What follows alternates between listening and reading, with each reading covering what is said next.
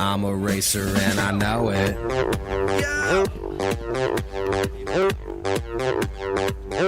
I'm a racer and I know it.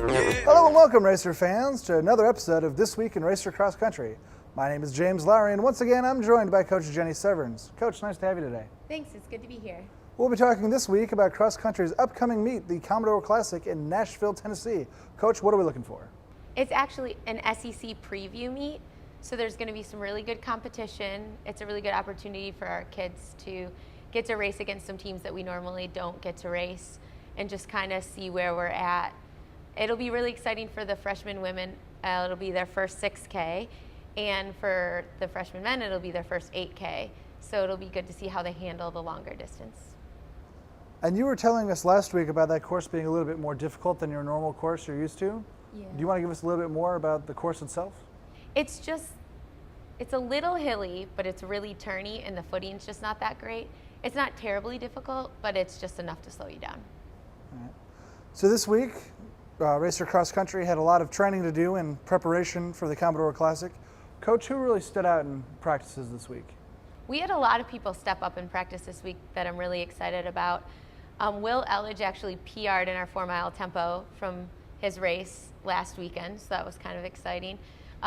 Brittany Bone and Abby Oliver have looked awesome in practice, which is great to have the returners really stepping up and setting a good example for our freshmen. Abby Ashby Simmons has been looking just as good as always, and Lucas Prather and Jordan Altuff have been looking really good. All right, now, Coach, you said that Will Elledge ran a PR this week. Could you tell us what a PR is for those at home who don't know? A PR is a personal record, so it's just the best time at that distance. He actually ran 2 minutes faster in practice in his 4-mile tempo run than he did at the race in Memphis. He ran a 25:11, so that was really exciting. And he's had a great week of workouts since that PR also. So improving by 2 minutes, I mean, give us a sense of just how big of an improvement that is. Well, it's 30 seconds per mile, which is a ton. I think a lot of it is Will's young. He's a freshman, and he's just kind of learning what he's capable of. And that's a big thing for most of the members of our team. They don't know what they're capable of yet. It's just us kind of pushing them because we know they're capable of doing it and just getting them to realize it. And once they do, the light bulb goes off and they get excited to start running fast. So hopefully that'll happen for a lot of them this next week. Now, how many runners will you have in the Commodore Classic coming up? We will have 18 women and 9 men. 18 women. And what is the typical team size of a cross-country team? For most races, 7 runners count. So five runners score, and then the next 2 are displacers, so they can displace other teams' runners. And in cross country, as you know, the lowest score wins. So your score is the place that you get in the meet.